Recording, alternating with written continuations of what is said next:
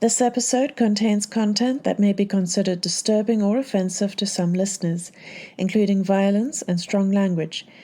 It is not recommended for young audiences. Listener discretion is advised.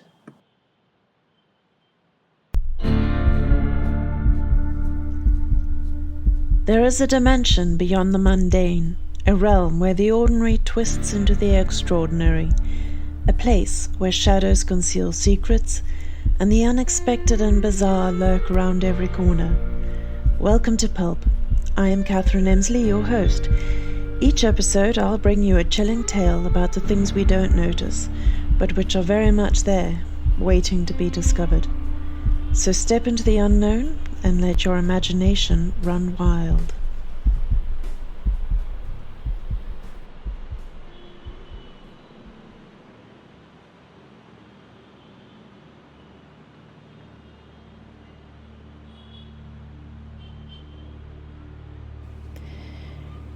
Ricky Rice was a spectral figure in the city's underbelly, a towering 6'5" apparition who moved through the shadows with an unnatural ease.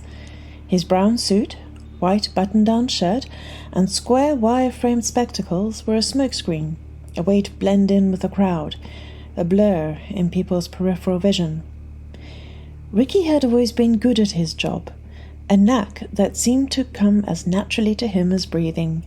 He discovered his talent at the tender age of 14 during a chance encounter with Chad Anderson, the spoiled brat of a sleazy car salesman. It was second period and the halls were deserted, save for Ricky, who was washing his hands in the bathroom. Entering the bathroom, Chad took one look at Ricky and launched into a cruel tirade, mocking his appearance in his father's hand-me-down clothes, the only clothes that could fit this young giant.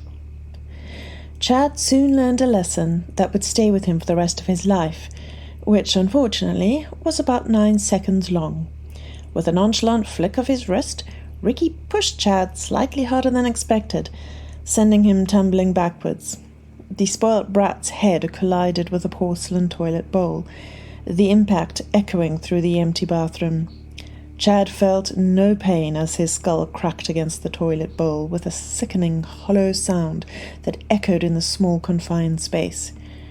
Ricky watched Chad's body slump to the floor, his eyes wide and unfocused, staring off into space. A thin trickle of blood began to seep from the wound, staining the white porcelain of the toilet bowl.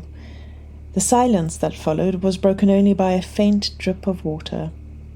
As the blood spread across the tiled floor, Ricky had felt a strange calm wash over him, a sense of satisfaction. He pushed Chad's legs into the stall and closed the door. He washed his hands again because cleanliness is next to godliness, and then he returned to class. It was only at lunchtime that screams were heard coming from the bathroom. Ricky went outside and sat on his usual bench under a tree and ate his sandwich. Ham, cheese, and tomato with both mayo and mustard. It was a good sandwich. Ricky had been plying his trade for 15 years now. Some called him a heartless, cold-blooded killer, but he preferred to think of himself as a professional, a businessman who offered a premium service. He had a cat, Frank, whose attitude and lifestyle fitted perfectly with Ricky's. Frank had belonged to a target that Ricky had strangled to death in her bed one night. Frank watched with a level of disinterest as Ricky's hand squeezed his human's neck tighter and tighter. Eventually, when the woman's eyes started to bulge, Frank returned to grooming himself. Ricky respected Frank, and so, after finishing the job, he swooped him up and carried him home. Ricky and Frank shared the same home, but stayed out of each other's ways, never making demands on each other. It was a perfect match. At 36, Ricky had ascended to a level of excellence that would make even the most seasoned corporate CEO green with envy. Yet he preferred the solitary life of a freelancer, the freedom it afforded him. He'd slip through the cracks unseen, unheard. Law enforcement didn't even have him on their radar. Things were great until that fateful day 3 weeks back. A plain brown envelope arrived, bearing no return address. Inside, a stack of glossy photos and a few scribbled notes. His handler had laid out a new target. Gloria Miller, a suburban housewife, all smiles and PTA meetings. Perfect on the surface. But someone wanted her gone, and they'd picked him to do the dirty work. Out of morbid curiosity, he delved into the husband's life, a perpetual sourpuss, always grumbling about something. No surprise there. He'd found the affair, a tawdry little secret.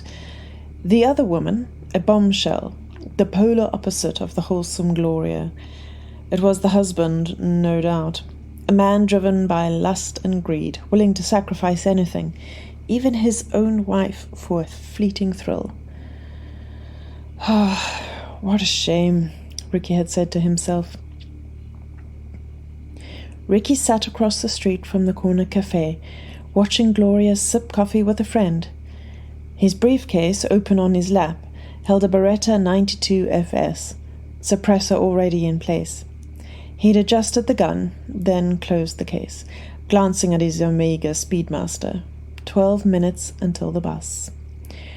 Ricky tapped his foot, a nervous twitch.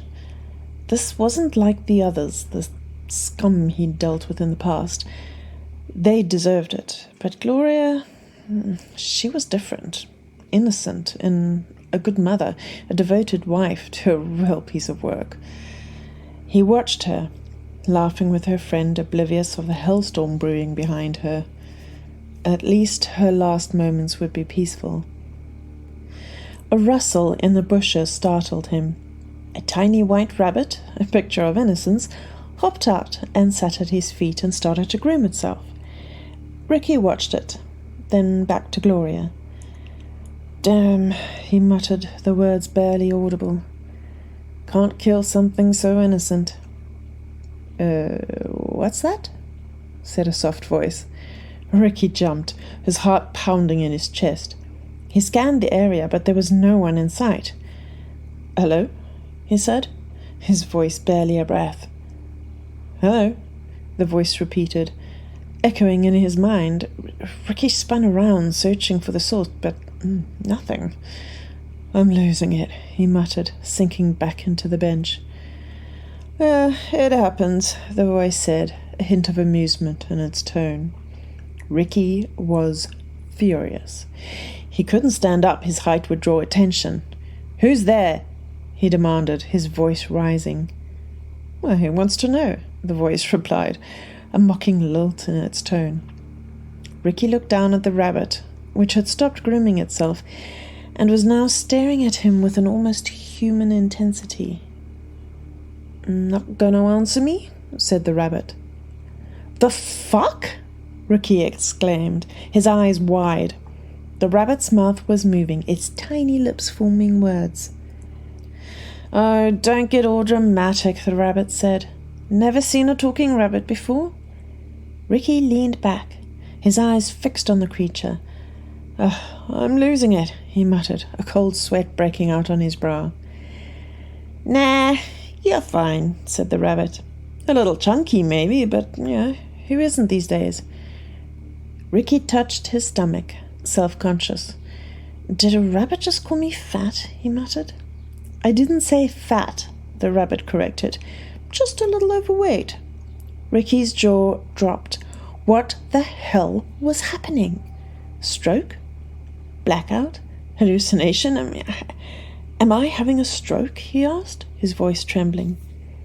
"Do I look like a doctor?" the rabbit replied, its voice dripping with sarcasm.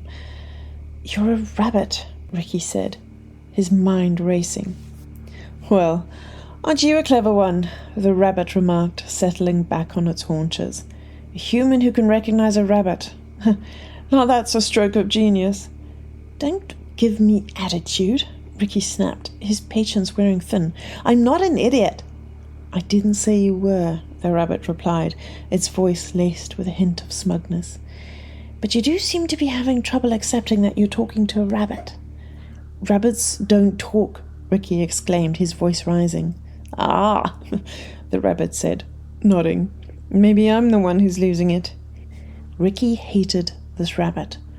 For a second, he considered putting a bullet in its head. "How can you speak?" he asked, his voice low and menacing. A flicker of amusement crossed the rabbit's face. "To speak, my dear boy, is to engage in a complex interplay of neurobiological processes, linguistic structures, and cognitive faculties. It is to bridge the abyss between the internal world of thought and the external world of sound. Yet, beyond the mechanics, it is a testament to our capacity for abstract reasoning, symbol manipulation, and social interaction. In essence, language is a manifestation of our unique place in the fabric of existence." Ricky blinked, his mind reeling. "I know what speaking is," he said, "but how can you, a rabbit, do it?" "Well, how can you do it?" asked the rabbit. "My mom taught me," Ricky replied, his voice small. The rabbit made a gesture as if to say, same. "I am Harold," the rabbit offered. "And who might you be?" "I'm Ricky." He leaned forward to shake hands and then stopped. "That wouldn't be a good idea," he muttered, realizing the absurdity of the gesture. "Oh, indeed," Harold agreed. "A man shaking paws with a rabbit would certainly draw attention. You seem perplexed." I just got a decision to make," Ricky replied, his voice heavy with doubt. "I'm supposed to do this job, but I'm having second thoughts, wondering if it's the right thing to do." "Yeah, taking a life isn't a decision to take lightly," Harold said, his voice surprisingly deep and wise. "How?" Ricky started, trailing off, his mind racing. "Come now, I'm a rabbit. I know a hunter when I see one," Harold said, surprisingly calm. "What makes this one different?" "Well," Ricky started, "she's innocent. I can't see why she should die." He looked at Harold, who nodded, a silent understanding passing between them. "Usually my targets are real assholes," Ricky continued, a bitter smile creeping across his face. "Murderers, rapists, the usual. But this one hasn't done anything like that," Harold said, his voice filled with sympathy. Ricky looked back up at Gloria, laughing with her friends, the two of them digging into an enormous piece of chocolate cake. "Consider this," responded Harold, his voice carrying a weight that belied his small stature. "A man who takes another's life, well, to many, his actions are abhorrent, and his existence seems utterly worthless, and is therefore not worthy of mercy. Yet, even he is a product of countless factors, a culmination of genetics, environment, and experience. His choices, though reprehensible to others, are a result of complex interactions within his mind and soul. To say that his life is less valuable than another's is to deny the inherent complexity and interconnectedness of all existence. Your profession forces you to confront the ultimate paradox of existence, the value of life. You are tasked with extinguishing a life, a complex network of experiences, thoughts, and emotions. Yet, in doing so, you are also extinguishing a life that, from the individual perspective, is the entire universe. If all lives are equal, then the act of taking one is no less morally reprehensible than taking another. To believe otherwise is to succumb to the illusion of moral superiority, to believe that your own life, or the life of your target, is somehow more worthy than the lives of others. It is to deny the interconnectedness of all existence. Ricky sat there stunned. He had never thought about it like that before. Harold's words echoed in his mind, a haunting melody of philosophical contemplation. Ricky wasn't expecting such a complex answer from a rabbit, though it was exactly the question he'd been wrestling with. He leaned into it, desperate for guidance. After all, he didn't have anyone else to talk to about this. "So," he began, You're saying that if I decide not to kill my target because she's a good person, then I shouldn't be killing anyone at all because I don't have the right to decide who lives and who dies. Precisely, Harold said, his voice carrying a weight of authority. If you believe some lives are more valuable than others because they're not awful people, then taking any life is wrong. To choose who lives and who dies is to claim a power that you don't have. It's playing God, a role that no mortal should aspire to. But what about the lives I've already taken? Questioned Ricky. The past, my dear boy, is a place of regret and learning. It cannot be changed. However, it can serve as a catalyst for growth and transformation. The choices you have made in the past do not define who you are, but rather who you have the potential to become. If you understand that you are not God, and therefore do not get to choose who lives and who dies, then you need to go ahead with the kill today. However, if you are starting to believe that some lives are more worthy than others, then perhaps it is time to consider a different path, one that aligns with your newfound understanding. Ricky pondered this. For the first time in his career, he questioned the morality of his profession. If he decided to go ahead and kill Gloria, would he be haunted by the regret? Such hesitation was unbecoming of a contract killer. If he decided that she didn't deserve to die, it implied a belief in his own divine authority, the power to determine who lives and who dies. He knew he was no deity. To choose not to kill Gloria would be to usurp a power he did not possess.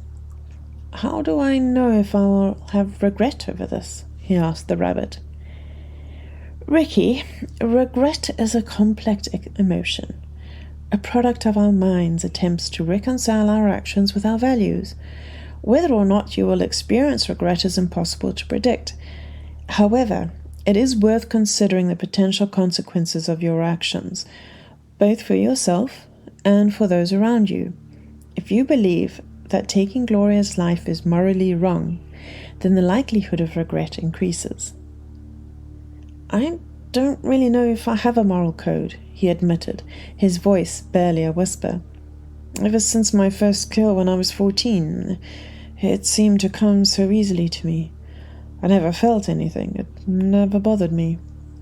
He paused, his eyes distant. Everyone I have killed has been what society would deem as a bad person. Gloria is the first target that actually hasn't done anything terrible to anyone else. Her only fault is that she married a man who is unfaithful and who has decided he wants her out the way. Harold thought for a moment, then responded.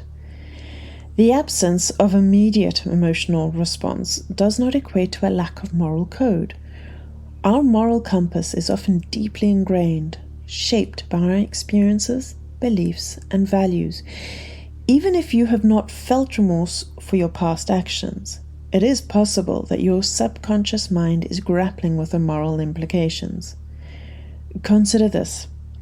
The fact that you are questioning your actions, that you are seeking guidance, suggests a moral code does exist within you.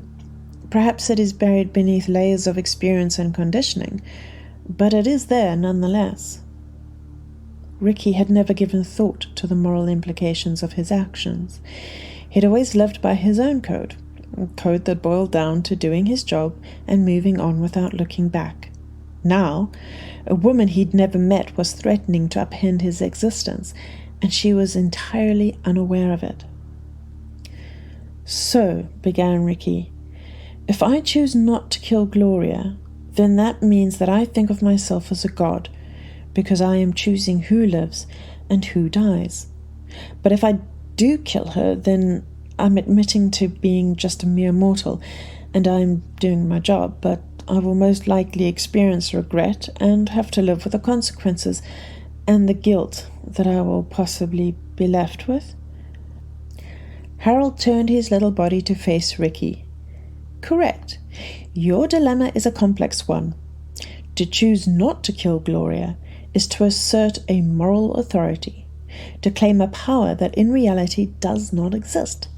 However, to choose to kill her will put you personally in danger of living with remorse, which you have yet to experience, and you may not fully know how to live with that, since you've never experienced it before. You're making it sound like I actually have a moral compass, stated Ricky. I'm not like other people. I don't feel anything, or rather, I never have. I've never felt guilt or regret over anyone that I've killed.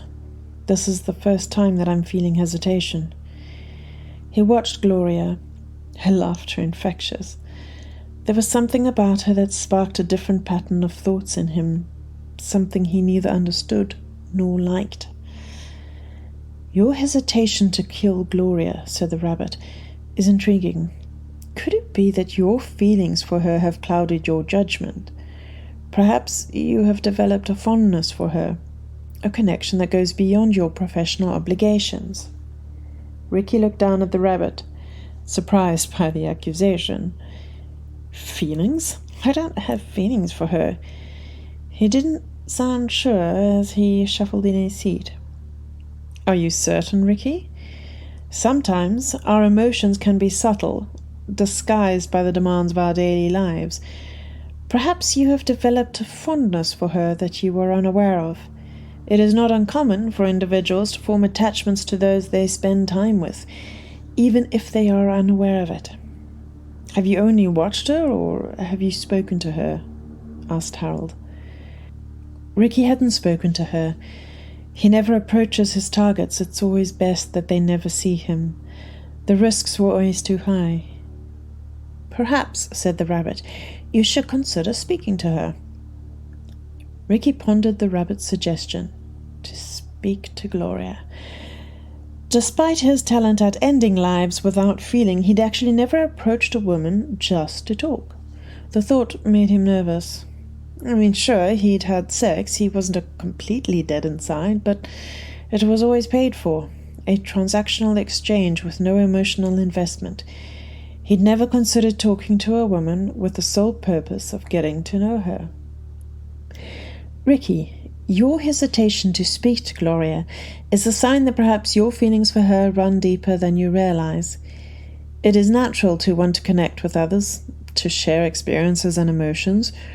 Perhaps your reluctance to approach her is a manifestation of your fear of intimacy, of vulnerability. Ricky held up a hand, silencing the rabbit. All right, he protested. I don't need to talk about intimacy, and I ain't vulnerable. With a roll of his eyes, the rabbit replied, Of course not, Ricky. You're a paragon of masculinity, impervious to the complexities of human emotion. How could a creature so stoic and unfeeling be capable of vulnerability? Ricky looked at the little creature, the annoyance clear on his face. Ah, said Harold, looking over his shoulder. Here comes your bus. Ricky had lost track of time. He looked down the road and could see the bus approaching. He had to make a decision, and fast. So, my dear boy, the rabbit said as it turned its body back towards the bushes, what will it be? Will you accept your mortality and kill the lovely Gloria? Or will you instead claim your place as a god and cross the street and go and introduce yourself, possibly opening up a new experience for yourself? Ricky's eyes shot back and forth between the approaching bus and Gloria across the street, who was entirely unaware of what was happening behind her. He opened the briefcase just enough to slip one hand in and to grab the weapon. If he was going to kill her, he'd have to make it quick. Shoot her just as the bus was arriving so that he could hop on and then disappear without being seen. Thanks to the suppressor and the sound of the bus, nobody would know at first that she had been shot or where it had come from. Ricky watched Gloria, her laughter infectious, as the sound of the bus approaching grew louder. It was a deep, rumbling roar like a thunderous beast charging towards them. The bus's engine groaned and strained. Its brakes squealed in protest as it began to slow down. The vibration of the approaching vehicle shook the ground beneath Ricky's feet, adding to the sense of his impending decision. Then, as the bus came to a halt a few feet away, Ricky knew what to do. He took in a deep breath, preparing himself for what may come from his decision. If you enjoyed this episode and want to support the podcast, please subscribe, share, and leave a review. Your support means the world to me and will help me to keep this podcast going. So until next time, cheers.